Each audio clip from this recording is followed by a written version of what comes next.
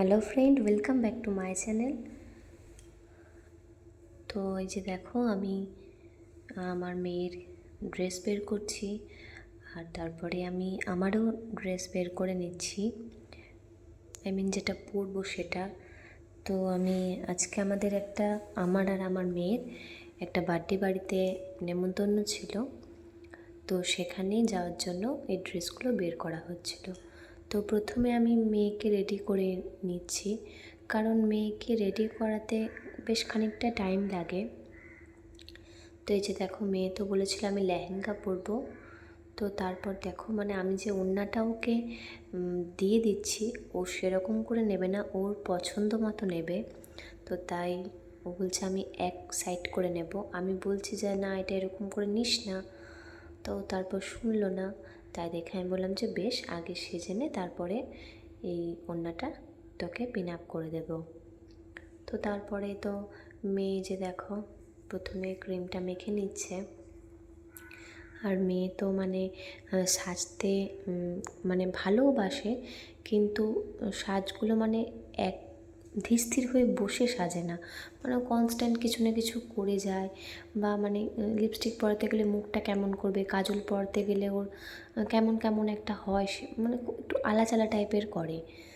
তো ওই জন্যে ওকে খানিকটা একটু টাইমও লাগে আমার ওকে সাজাতে। আর আমি সব জায়গায় ওকে আগে সাজাই, তারপরে নিজে রেডি হই।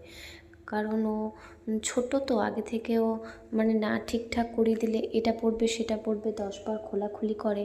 সেই জন্য ওকে রেডি করে আমি নিচে বা অন্য কোথাও পাঠিয়ে দিই, তারপর নিজে ধীরে সুস্থে রেডি হই। নইলে আমি সাজতে সাজতে ও বোর হয়ে যাবে, আর ও সে আমার জিনিসপত্র নেড়ে ঘেটে বেড়াবে।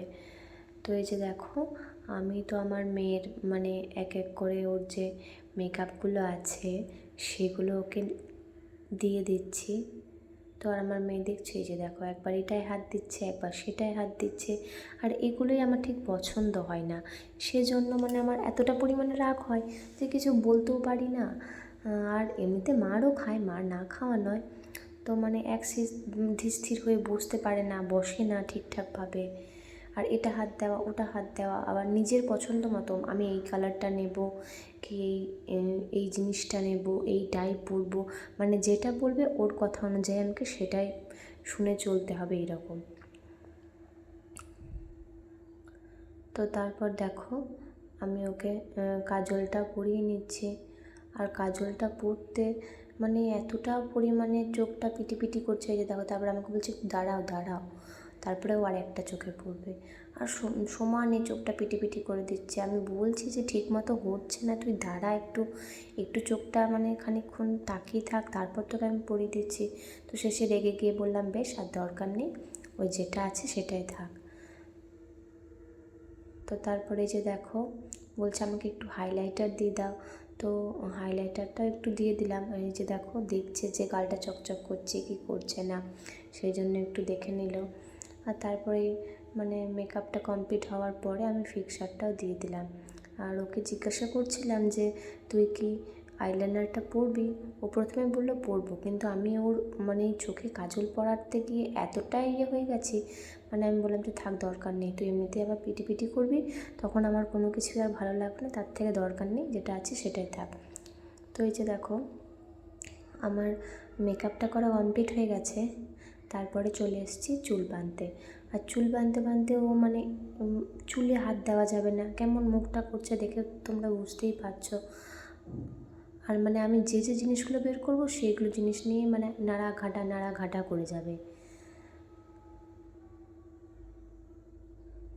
তো প্রথমে আমি চুলটাকে একটু বেঁধে নিয়েছিলাম, কারণ এই যে ধরো এতটা পরিমাণে গরম পড়েছে, চুলটা খুলে রাখাও যাবে না।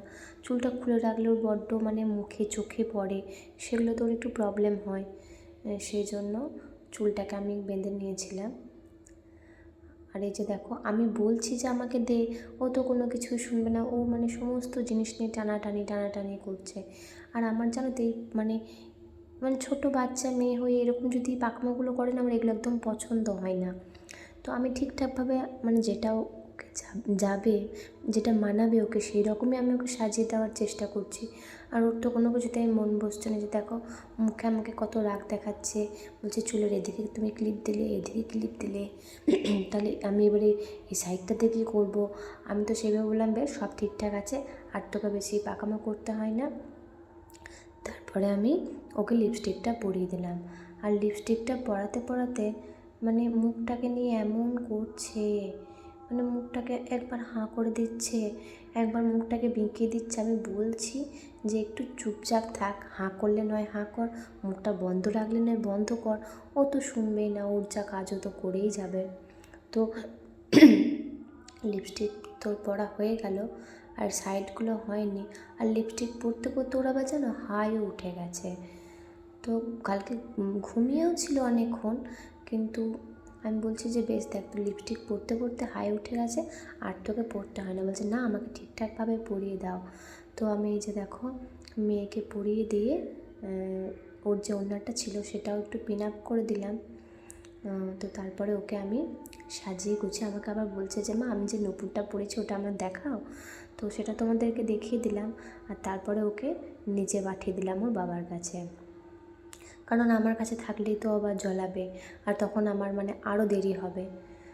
তো তারপরে আমি যে দেখো শাড়িটা পরে নিয়েছি, আর চুলটাও প্রথমে একটু তুলে বেঁধে নিলাম, কারণ চুলটা মুখে এলে ঠিক মতো মানে সাজাটাও হবে না, তাই।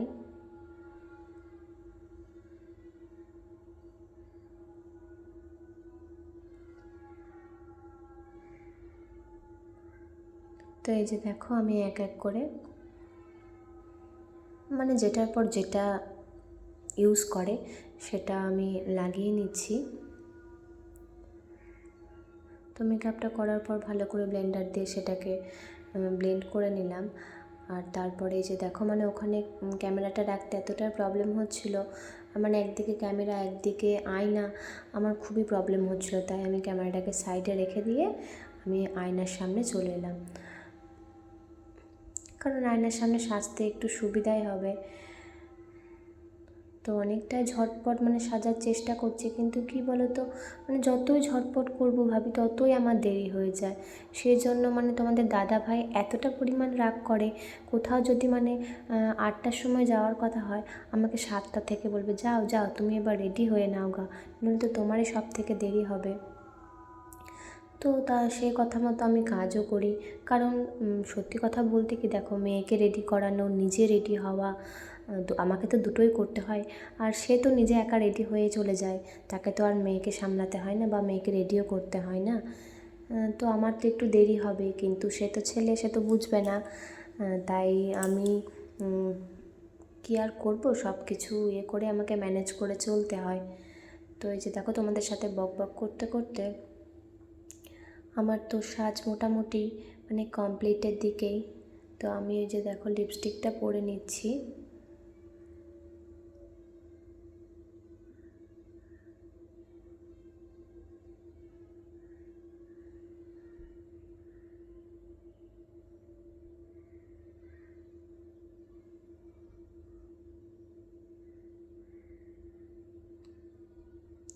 আর জিনিসগুলো মেয়েকে সাজানোর জন্য খাটেই রেখেছিলাম, তো মানে বারবার এদিক আর সেদিক ঘুরে ঘুরে আসতে হচ্ছে, আর ওই জন্য একটু দেরিটা হচ্ছে।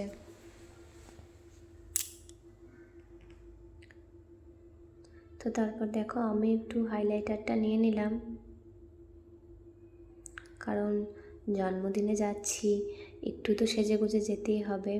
আর আমি সাজতে খুবই ভালোবাসি, মানে সাজাটা আমার খুব ভালো লাগে, কাউকে সাজাতেও ভালো লাগে, নিজে সাজতেও ভালো লাগে। আর খুব একটা ভালো পারি না, কিন্তু যেটুকুই পারি কাজ চালানোর মতো চালিয়ে নিতে পারি। তো তারপর দেখো আমি তো চুলটাও যেটা মানে বেঁধে তুলে রেখে দিয়েছিলাম সেটাকে তো তুলে অমনি করে তো যাওয়া যায় না, তাই একটা ক্লেচার প্রথমে আটকে নিলাম, চুলটা মানে হালকা খুলেই রাখলাম, কারণ যতই গরম হোক স্টাইল তো একটু মারতেই হবে। তো এই যে দেখো আমি তো মোটামুটি কমপ্লিট হয়েই গেছি। তারপরে চুলটা আঁচড়ে একটু সিঁদুরটাও ঠেকিয়ে নিলাম।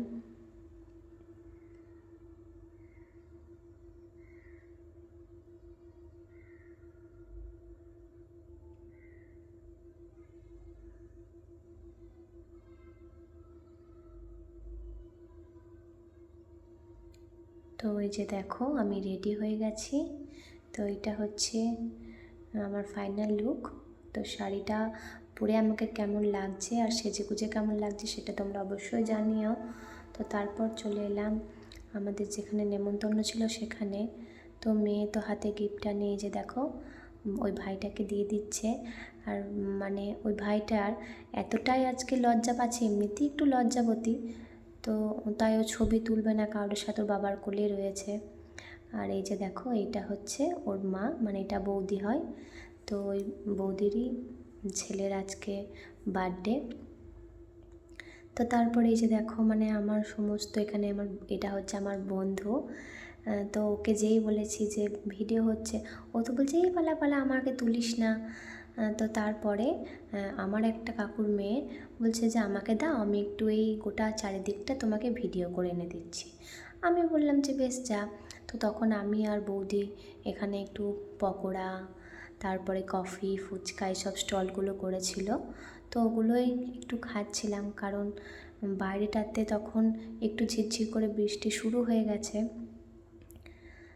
তো তারপরে এই যে দেখো আমাদের মানে আমরা খেতে লেগেছি এখানে। আর এই যেগুলো হচ্ছে দাদার মেয়ে, আর এইটাও হচ্ছে এই যে একটা এখানে একটা ছোট্ট পাড়া পুচকি একটা থাকবে, সেটাও হচ্ছে একটা দাদার মেয়ে। আর এগুলো পাশেরটা আমার বোন আর কাকুর মেয়ে, মানে এরকম নানা সম্পর্কের আছে। তো এই যে দেখো ওই যে পুচকিটাও হাই করে দিচ্ছে, আমি বলছি বাবু হাই করো হাই করো, তো ও হাই করে দিচ্ছে। তো তোমাদের ভিডিওটি কেমন লাগলো তোমরা কিন্তু অবশ্যই জানাবে।